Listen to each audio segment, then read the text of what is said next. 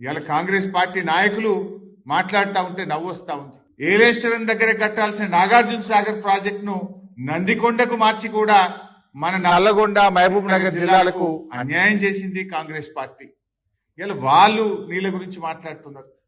అసలు 600 కిలోమీటర్ల గోదావరి, 300 కిలోమీటర్ల కృష్ణా నది ప్రవహిస్తున్నటువంటి ఈ ప్రాంతంలో తాగునీటికి సాగునీటికి గోసపడే పరిస్థితి వచ్చిందంటేనే 60 ఏళ్లు ఈ రాష్ట్రాన్ని పాలించినటువంటి కాంగ్రెస్ తెలుగుదేశం పార్టీలు ఇవాళ గోదావరిలో మన పరివాహక ప్రాంతం 79% ఉంటే కాంగ్రెస్ తెలుగుదేశం పాలనలో మనకు దక్కింది 15%. కృష్ణా పరివాహక ప్రాంతం దాదాపు 69% ఉంటే మనకు దక్కింది 34%. కానీ వాస్తవ వినియోగం అయితే కృష్ణాలో రాష్ట్రం ఏర్పడ్డ నాడు కేవలం 15% మాత్రమే ఉండేది.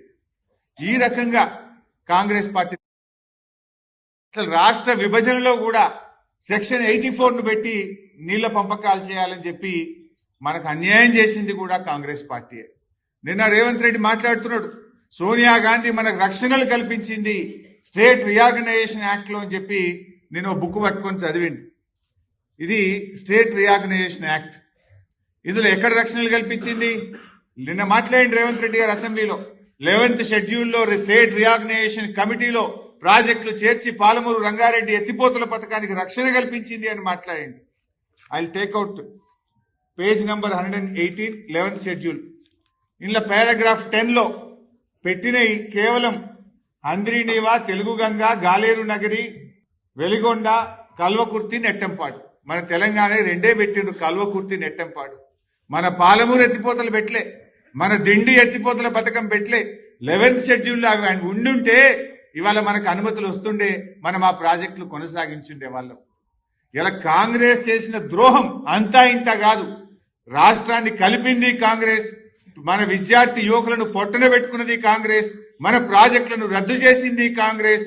చివరికి రాష్ట్ర విభజనలో కూడా పాలమూరు ఎత్తిపోతల పథకాన్ని, దిండిని 11th షెడ్యూల్లో పెట్టకుండా పాలమూరు రంగారెడ్డి జిల్లాలకు ద్రోహం చేసింది కాంగ్రెస్ పార్టీ.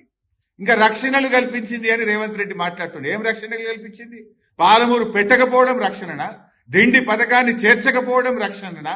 నీటి పంపకాలు సెక్షన్ 3 ప్రకారం చేయాలని చెప్పకపోవడం రక్షణనా? సొల్లు వాగుడు వాగుతా ఉన్నాడు.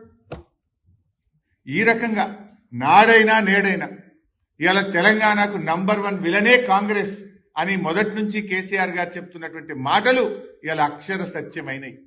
నాడు అట్ల ద్రోహం చేస్తే రేవంత్ రెడ్డి ప్రభుత్వం వచ్చిన 2 ఏళ్లలోనే కృష్ణా ప్రాజెక్టులు కేఆర్ఎంబీకి అప్పచెప్పితామంటారు. కృష్ణా నదీ జలాల్లో అతి తక్కువ వినియోగం చేస్తారు. ఇప్పుడు మళ్ళీ గోదావరి బనకచెర్ల ప్రాజెక్టుకు లోపాయికారికంగా ఒప్పందం చేసుకుంటారు. అంటే మొదటి నుంచి కూడా తెలంగాణకు ద్రోహం చేసిన పార్టీ ఏదన్నా ఉందంటే అది కాంగ్రెస్ పార్టీ. 10 ఏళ్లు కష్టపడి అపర భగీరథుల్లా కేసీఆర్ గారు నిర్మించిన ప్రాజెక్టులను ఇలా కుట్రపూరితంగా నిర్లక్ష్యం చేస్తున్నారు.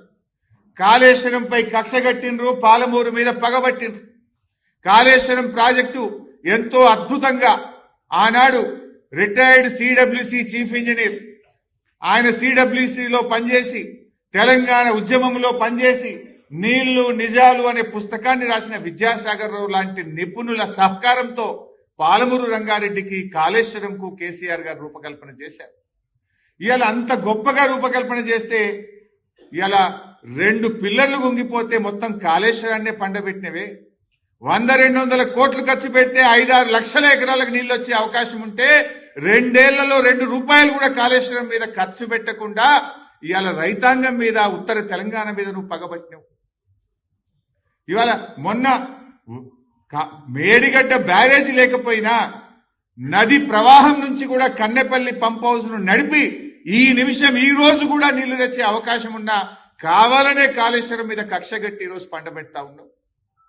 పాలమూరు ఎత్తిపోతల పథకం ఆనాడు కేసీఆర్ గారు రిటైర్డ్ సిడబ్ల్యూసి చీఫ్ ఇంజనీర్, ఈ రాష్ట్ర ప్రభుత్వ సలహాదారుడుగా ఉన్న విద్యాసాగర్ రావు గారు శ్రీశైలం సోర్స్ గా మన రాష్ట్రానికి మేలు జరుగుతుందని పాలమూరు ప్రాజెక్టు కడితే 2 సంవత్సరాల నుంచి ప్యాకేజ్ 3లో ఉన్న బుడ్డ కాలువ పూర్తి చేస్తే ఈ సంవత్సరం 50 టీఎంసీల నీళ్లు నిలుపుకునే అవకాశాన్ని నువ్వు ఇలా కాల రాసినవు, పాలమూరు మీద పగబట్టినవు.